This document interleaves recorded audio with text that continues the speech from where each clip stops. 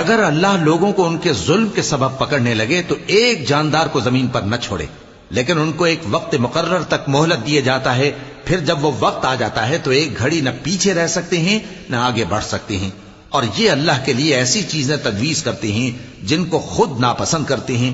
اور زبان سے جھوٹ بکے جاتے ہیں کہ ان کو قیامت کے دن بھلائی یعنی نجات ہوگی۔